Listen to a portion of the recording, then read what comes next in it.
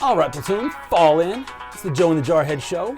As ever, I am Joe, representing the United States Army. With me, my homie, Jarhead, representing United States Marine Corps. He got it right this week. Hoorah! He got it right. He knows what service he belongs to, everybody. Yay! Today, for the news, headlines, we got Joe wants to talk about Oscars, y'all. Obama type. He's going to break it down. I don't want to, but I feel it's necessary. He's going to. We're going to talk about some disgraced military peeps running out of the White House like they should. Yep. Peoples is ramming tents. Viruses still killing thousands of people. Lots of shooty bang bang going on too. Yeah, not a fan. Lots to talk about there. And we got a little topic of discussion sent to us by a member of the platoon. We will cover tonight. We will get into that. But first, we always do history. We do. Oh, it was my first page. It's gonna be a rough night, folks. So this week in history, 1825, the presidential election, this being the season for such things, was decided by the House of Representatives. That is 12th Amendment right there, folks. That was like the first time, right? Yeah, first time ever. So it was between John Quincy Adams, who was the son of John Adams, our second president, and it came down to him or Andrew Jackson, Old Hickory. Two winners. Yeah, right. So neither of the candidates had a majority of the electoral votes, because there are actually four. It was a four-way split. So it was John Quincy Adams, Andrew Jackson, the current Secretary of State, William Crawford, and then Henry Clay of Kentucky. So those last two sheared off just enough votes to prevent either one from getting a majority. So it actually went, in accordance with the 12th Amendment, to the House of Representatives to choose a winner. And they ended up picking, it ended up that Henry Clay actually threw his support behind John Quincy Adams to remain Secretary of State. Okay. And that put him over the top, and that made him the appealing choice for the House of Representatives. Mm-hmm.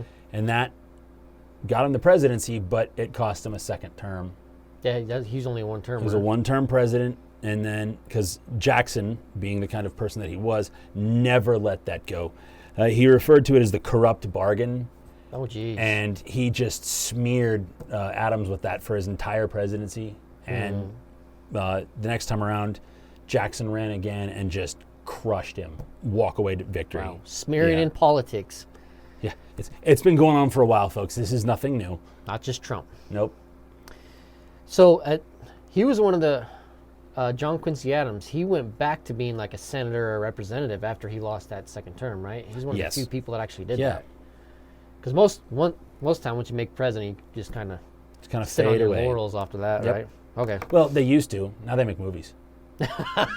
Hold it. I'll get there. We're not there yet. I'll get there. Okay. I'll get there. First thing we got to do is we got to talk about politics. So recently, Trump got acquitted by the two articles of impeachment. So the two articles, one was the abuse of power, and the other one was obstruction of Congress. Right. And so he got acquitted on both impeachment articles. Correct. There was only one defector. His name is Mitt Romney. He's a senator out of Utah.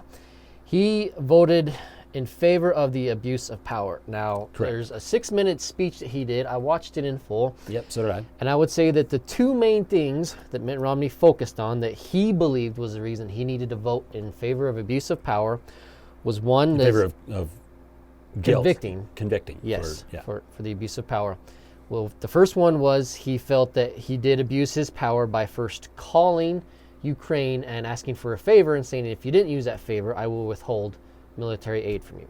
By simply stating that, he feels that that was an abuse of power, by stating that. The second reason he felt that it was an abuse of power is because he said if their last name wasn't Biden, he didn't think Trump would have ever made that phone call. To me, that makes a lot of sense. If it was any other Joe Schmo on the street, would Donald Trump have made that phone call asking for that favor? Probably not. So those are the reasons I feel after watching that video of Mitt Romney's that he decided to vote in favor of convicting Donald Trump. I personally disagree with him. Agreed. I think that those were very wrong, but I think that's kind of in line with Donald Trump's behavior. And like we just talked about with Andrew Jackson and John Quincy Adams, that's politics, folks. That's politics. It's a blood sport. And if you think that Donald Trump is the only person who has ever done a quid pro quo agreement where if you don't do what I want, you're not going to get this benefit, that's frankly a not realistic way of thinking. That is, you're deluding yourself. So yeah, I really strenuously disagree. I don't think that a quid pro quo agreement between our nation and ostensibly a friendly nation, if not an ally, because Ukraine's not our ally. They are a friendly nation to us. Okay. They are a check against Russian aggression. And maybe it was quid pro quo, but at least Donald Trump sent the aid. He sent lethal aid. He sent anti-aircraft missiles and some other stuff, and Obama sent like Band-Aids. I'm not kidding. He only sent non-lethal aid. So actually, when Ukraine was being invaded by Russia, he sent like thank you cards. He sent nothing.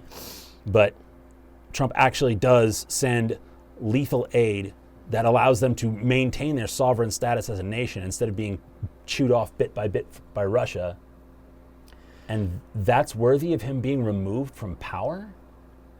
I understand why Romney did it. Like I said, I watched the same video Jarhead did, and I can't fault Romney for standing by his convictions. And I believe that Mitt Romney believes what he was doing was the right thing. I don't think he was trying to be a snake in the grass. No, I do not think that either. Jumping sides or anything like that. So I don't think he deserves to be vilified, because I believe he thought what he was doing was true. He was keeping with his beliefs, right? Yeah. Doing what he I will felt never was right. fault a politician for actually standing by their convictions, because so few of them do it. I just think his convictions were misplaced. I think he overemphasized. I disagree. That point. And when it comes to Ukraine, I got to say, I think that the world as a whole has done Ukraine a serious disfavor by walking away from what happened there. It is not okay that we just stood by and watched that happen. Right. Not okay. Oh, we also refused to shake Vladimir Putin's hand. Oh yes, we did that. We did that. That was a thing that I'm happened. going to refuse to shake your hand. It wasn't just us. I think Canada. Well, Trudeau. I mean, if Trudeau doesn't do it, then, I mean, really, are you even a person at that point? Right. Okay, Golly. so we still have a couple more politics to talk about. Buttigieg, he fine. won in Iowa, so he now has the most delegates. That caucus. What a nightmare that was. So that was bad. caucuses are different than primaries. Most people are used to primaries where you show up, you wait in long lines, you go to your booth, you punch your card, or you punch a button on the screen, and there's your primary. The caucus in Iowa is a lot different. You actually show up at a gym, they split you in half, and then there's a debate, and then you can actually move from one side of the room to the other. So you can switch from Sanders to Buttigieg, and then they count you up, and whoever has the most gets all those delegates. It's very strange. But they were also voting by an app at this caucus in Iowa, and the app was born by Clinton campaign managers. Yep. Faulty as heck, y'all. It broke down, caused some serious dysfunction over there. Yeah, I don't think that was a bug, dude. I think that was a feature. Anything that's got the word Clinton attached to it, that thing stinks to high heaven. Right. It was a disaster. Buttigieg, he surprised everybody. I'm surprised that he won there. Sanders did come in second there. And Joe Biden coming in middle of the pack over there. Well, did you see how he did in New Hampshire? How he's polling right now? Yeah. Yeah, so he's middle of the pack now. He's like in 5th place. Yeah, depending on which poll you want to look at. But yeah, I saw one where Klobuchar was ahead of him. Yeah. So, and he's outspending all of them. He spent $5 million in ads in Iowa, and he's... Well, I got to say, dude, if you don't think he's going to win, you're just a lion, dog-faced pony soldier. Oh, he said that at a town hall in New Hampshire. He really people. did. He said that to one of his supporters. Wow. Right? There's the guy who wants to be president. Serious. He's just riding Obama's coattails. Okay. Except for the Oscars. Fine. Let's talk about the All Oscars. right. Go ahead. Good times. So this year at the Academy Awards on Sunday, American Factory won Best Documentary. This is a story. Yeah, this is a story. It's a Netflix video. It's about an American factory where in Ohio that was taken over by a Chinese billionaire who basically refurbished an old abandoned GM plant. Okay. Yeah, that's it. Oh. What a great movie that was. Yeah, I mean, it Oscar. definitely deserved to beat out other documentaries. Not really, no. But I'm supposing here. This is just supposition. I could be way off base. But it was produced by the Obamas. It was produced by Higher Ground Productions, which is the production company run by former president and former First Lady Barack and Michelle Obama. Yeah. Huh. Yeah, that's why I canceled Netflix. That's reason enough right there. Right? So Julia and Jeff Eichert were the filmmakers that directed it and made it. She's the bald-headed one. They're both bald-headed. Yeah. I mean, Correct. balder than we are. Twinners. Yeah. That's a neat trick. Right? So I loved her acceptance quote. It was, working people have it harder and harder these days, and we believe that things will get better when workers of the world unite. What does that mean? Workers of the Well, world? that's half the quote. The actual full quote is, workers of the world unite. You have nothing to lose but your chains. And that's not from Julia Eichert. That's from Karl Marx and Friedrich Engels from the book The Communist Manifesto. She directly quoted The Communist Manifesto in her acceptance speech. You're not being serious. I am 100% dead serious. A movie that won an Oscar. Won an Oscar, and She quoted Karl Marxist. Marx. Yeah, that was the Wow. thing that happened. As if you needed another reason to not watch that junk. I'm just saying. Don't bring that into your homes, people. Nope. Nothing good That comes is of just that, poisonous. right? Speaking of poison, What you got? corona virus type, not the beer. That is pretty poisonous, man. That's ugh. Okay, so just a quick update on the coronavirus. It is now over 40,000 cases in China, over 900 deaths. There was 97. That they own. Yeah, we'll get to that. 97 in a day. 97 people died in a day. Like Joe was saying, I don't believe those numbers. I Nope. really don't. And I'm not just trying to be sarcastic or blow things out of the picture, but I've seen the videos and I've read the articles which mainstream media is not reporting. I do believe that China is just pushing dead bodies through crematoriums right now. Yep. Just cremating those bodies so they can actually hide the death count. I do believe that those makeshift hospitals that they set up are just full, chock full. Yeah, of so there's more and more people. reports coming out that I've been seeing lately that's like those pop-up hospitals. Like, I have yet to see one that actually has a power supply run to it. So the reports seem to indicate that they're not actually hospitals. They're isolation morgues for victims who have died so that they can be basically pushed out of sight. Now remember, there is no actual true vaccine for this yet. There's nothing that they can shoot you with and say, now you're cured, right? It's a virus, kind of like the flu, so they pump you up with antibodies, antibiotics, drink your fluids, hope you get better, hope you have a good immune system. Yep. Now, if you remember, the cousin to the coronavirus is the SARS virus, which was also... Well, it's just a different strain of coronavirus. It's SARS and MERS and this, what is it? It's N2019 or something like that. I don't know. They're all strains of the same virus. It's like the flu. There's the avian flu, swine flu. They're all influenza viruses. Same family. But same family. So the SARS and the corona, they were the ones that were created in China. They never existed before until they came to China. SARS happened in 2003, and that was a huge thing. You might not remember, but it was all over the news. There was a big scare, right? Airlines shut down, airports shut down. That was only 744 deaths. We're nearing 1,000 right now with the corona. So the big thing on the news right now with this is there's a cruise ship in Japan that's under quarantine because they found 70 cases of it on a cruise ship. Yeah. 13 Americans on that cruise ship. That's a way to Not okay spend with your that. holiday. Right? So it's pretty scary, It is. and I don't think they're doing enough. I want total shutdown of everything coming in and out of China, like Hong Kong Absolutely. is doing. You've Right. seen those reports. They're arresting people that they think are infected that are trying to flee away from like getting treatment from the hospitals, from police. I think that's the right thing to do. Arrest them, get them quarantined, and Hong Kong is not allowing anybody in from mainland China. Well, they are, but they got to go through like a 2-week quarantine period before they can actually come into Hong Kong. Yeah. It's the right thing to do. Except for the Chinese military, they can come if they want. Yeah. Okay. Disgraced military peeps. Well, disgraced bunch of peeps. Yeah, what the heck? So, yeah, kind of, well, they tried to do it quietly and under the radar, but Lieutenant Colonel Alexander Vindman, who was one of the people who testified against Trump at the House, and the House So he was kangaroo court. He wasn't the whistleblower, but he was one of the guys that came. He's not the first. whistleblower. Yeah, he's the one that came out and gave his hearsay testimony. Like, I heard from a guy who heard from a guy who heard from a guy who read a social media post from somebody at MSNBC that the president said this. Sounds about right. It's about right.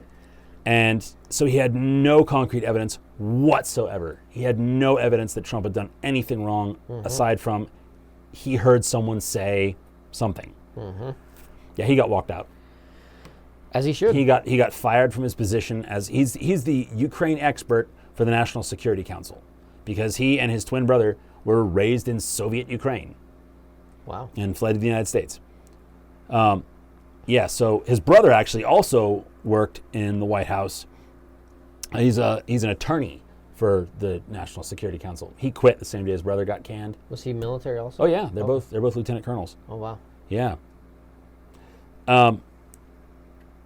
This brainy Smurf looking dude. Seriously. He just called you a Smurf. Dude. Just I served under so many officers like this guy, and he's one of those guys that is just he has failed upward his entire career. One of those guys. His entire attitude is wrong for the kind of leader that a lieutenant colonel is supposed to be. I've served under some great lieutenant colonels, some great battalion commanders before. He would not have been one of them.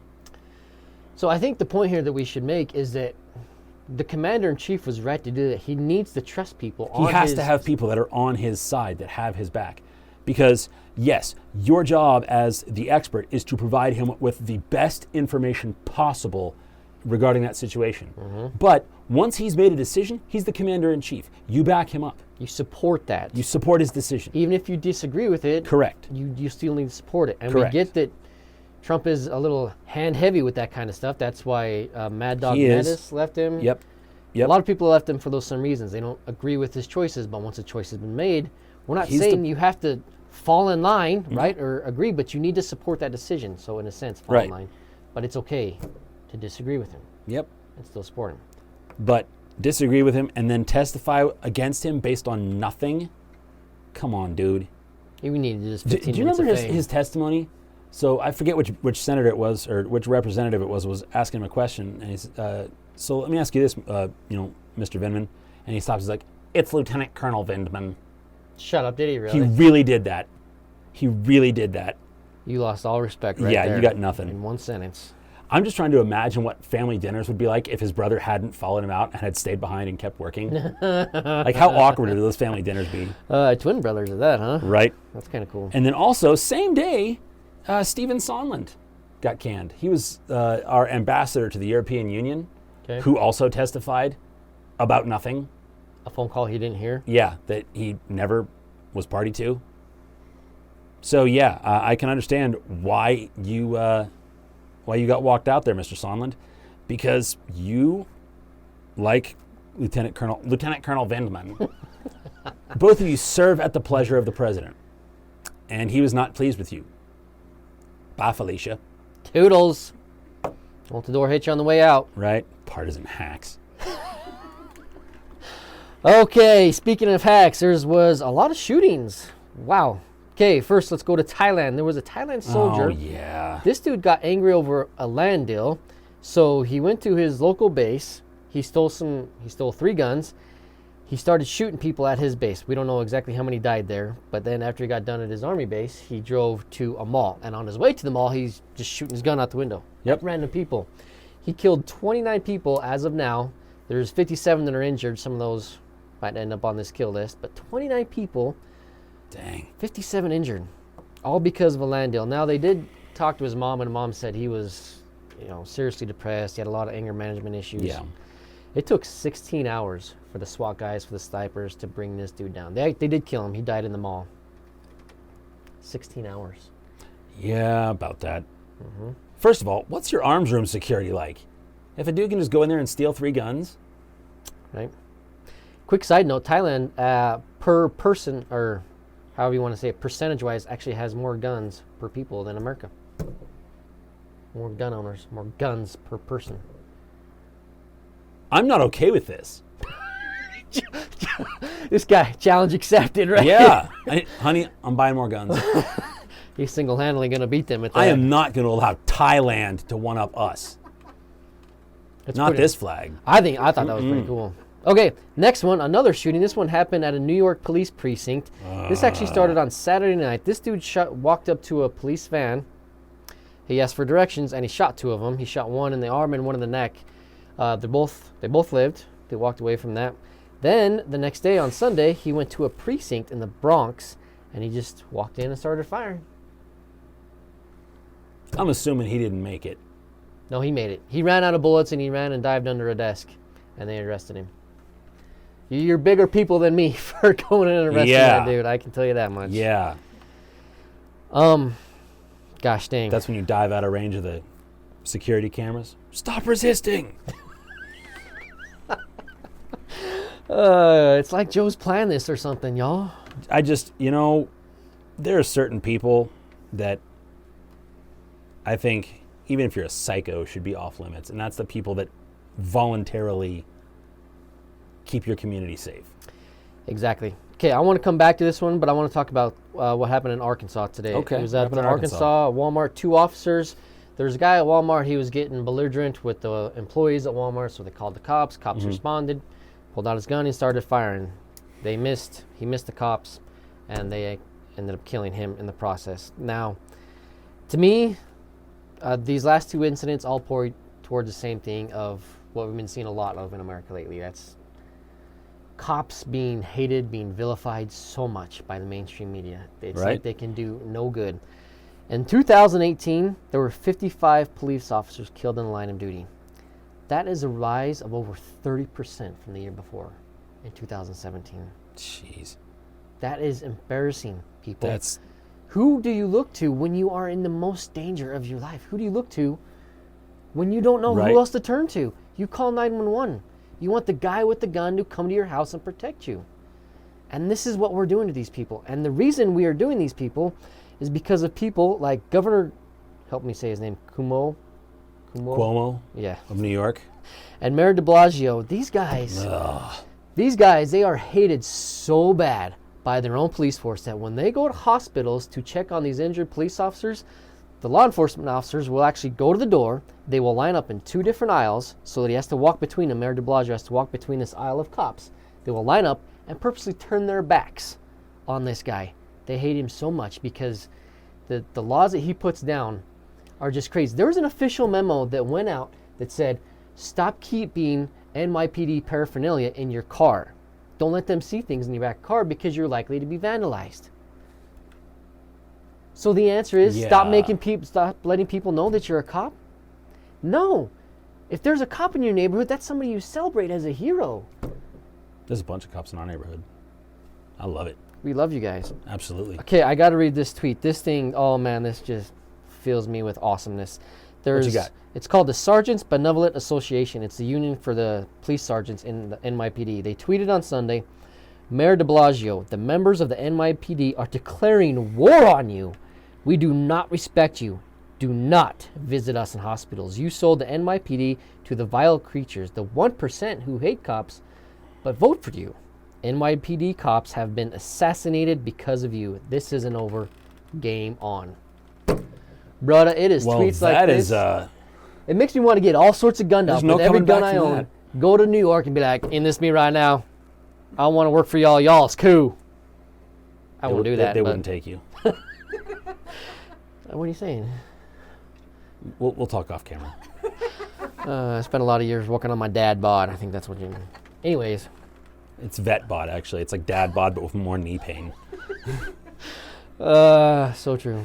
I don't know. That really, there's so much truth to that right there. And that's what you get, Mayor de Blasio.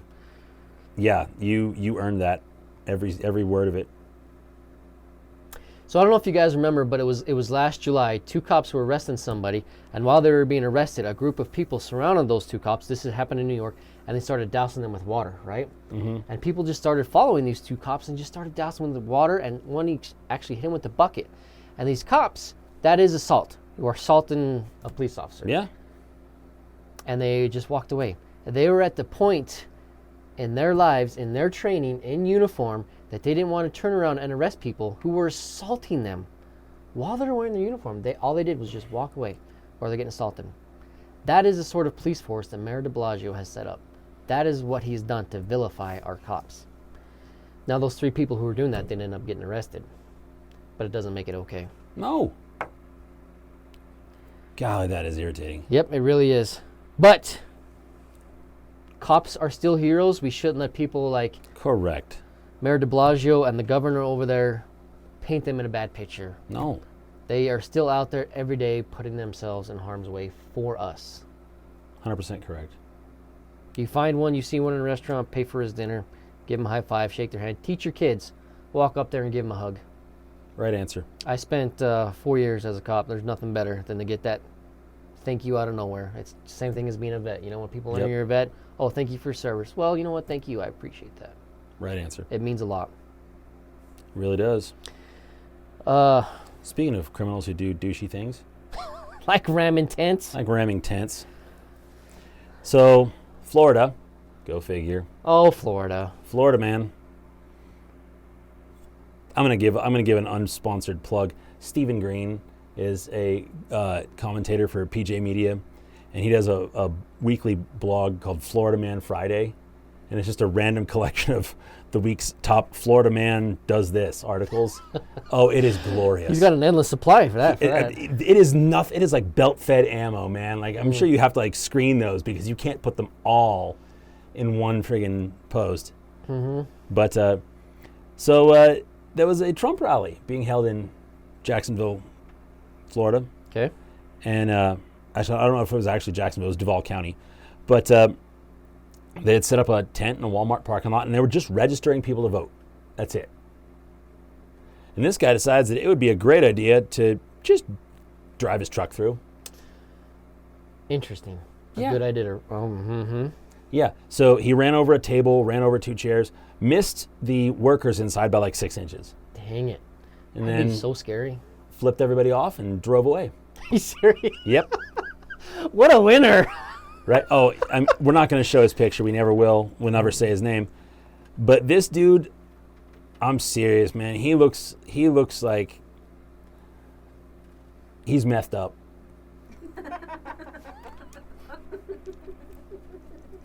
And I'm not speaking in Mike Tyson voice here. I mean, he's messed up. You said that perfectly. Thank you. So, I mean, did you get your point across? Was it worth it to run over a table and flip off the bird? Right. He's faced with 2 counts of aggravated assault on a person 65 or older, 1 count of criminal mischief, and driving with a suspended license. Nail him for everything he's worth. Right. Wow. I'm just saying, like, I had to search for this. Like, this wasn't anywhere. This got 25 seconds of airtime on Sunday. Can you imagine if the tables had been flipped? Like if some, MAGA hat wearing Trumpanista went out there and did this to some place where Democrats were just registering people to vote. That's all we'd see on the news. Don Lemon would get his own 2-hour special on this.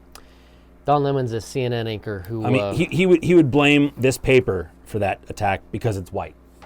That's Don Lemon. Yep. A guy... You will not find a more racist guy anchor on TV than Don Lemon. Don't say that. They will take that as a challenge. Yeah. But like, who does that? Like, who even thinks this is a good idea? Meth heads. I'm just saying, folks, if no matter what side you're on, if you're on R, if you're on D, if you're an independent, doesn't matter. If this is your reaction to people being registered to vote, potentially for someone you don't like, and this is your reaction, you're the one on the wrong side. Fix yourself. Next, war in Syria. In case you forgot, there is still a war in Syria. We used to be involved in that war, or we backed out of that war. And just to make things really easy for you, I'm going to tell you what's going on. So it's Syria and Russia versus Turkey versus Iran jihadists versus the Kurds. Y'all got that? Yep. Make perfect sense. Yep. I'm not making that up. I'm not being sarcastic.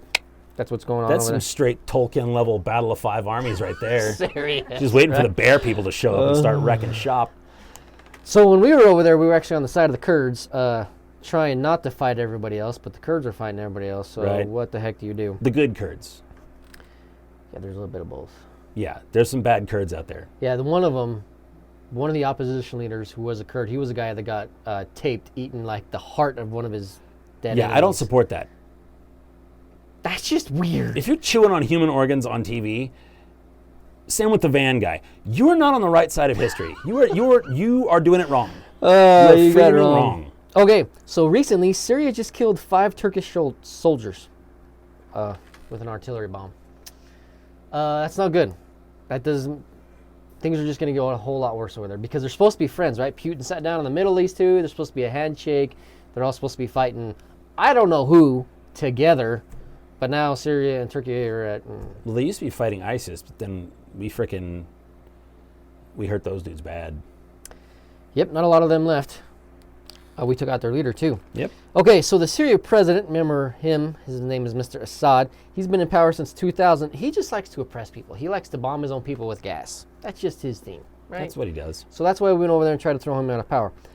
Going into the mix, you got President Erdogan. It's actually pronounced Erdogan. He's the president of Turkey. He's been in power since 2003. And he just likes to arrest people who don't agree with him. And give himself cool titles. Yes. Oh, what is it? He's executive president of Turkey now. Not just president, he's executive president. That was fun. And he threw how many people in jail just because they It was disagreed like with him? 200,000, wasn't it? Yeah, we're not making that It's up. nuts. That's insane. And then also you have President Putin, who this guy just likes to bully everybody, who's also been in power since 2000, in and out. This time. Yeah. So Russia's been around since 91, and there's only been 3 presidents since 91. Yep. Putin's been there half the time, more than half now. Well, he was president after Yeltsin left office. And then when his terms as president expired, he handed it over to Dmitry Medvedev. Well, he became prime minister and told Medvedev what to do. And then they switched. And then Medvedev, when his terms expired, Putin came back. It's amazing. Yeah, now Putin's president again, and Medvedev is his prime minister. It's amazing. And they're talk that he's going to just do the same thing again in the next election. Why not? So you got these 3 different presidents over there trying to control this country. One president who likes to kill his own people with gas, another president who likes to throw them in jail, and then you got President Putin, just a bully. And that's what's going on over there. Now, why does this matter? Why does America need to be over there? Why do we need to be involved? First of all, I think it's important that we still have boots on the ground over there. I think it was a mistake for Donald Trump to withdraw our troops over there because I think it's important to keep the fight over there. If we don't have a presence over there, then the fight comes home here. That is not where we want it. Yes. So, also, I don't like it. I don't like us being over there, but I like it a heck of a lot more than them being here. Exactly. Now, there are other things. I think there's more proactive approaches we can do, and Donald Trump has done a lot for that, like ban travel people from those countries. And I am super on board with Which that. is cool because Turkey over the weekend just had a plane break in half on their runway. That's quality assurance. Yeah, Turkey. right? So realistically, President Trump just saved some lives there, I'm pretty sure.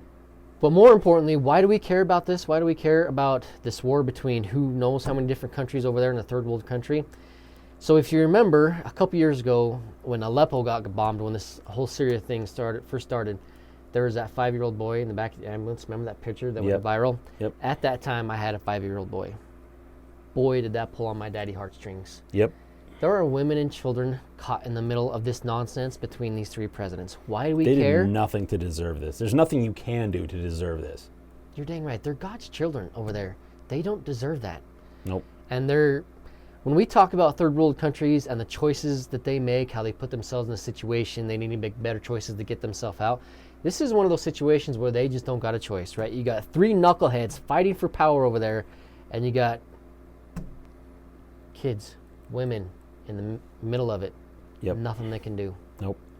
It's sad. So that's why we care. That's why it's important for us to understand what's going on over there and not back away. Right. We need to get in there and slap them all. I'm okay with that. I'm actually shockingly okay with that. Yes. You should bust out your knife hands.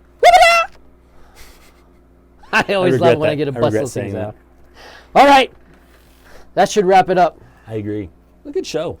Good show. Thank you all for tuning in. You're all awesome. Best audience on the internet You really are. by far. And Platoon dismissed. Semper Fi. What he said.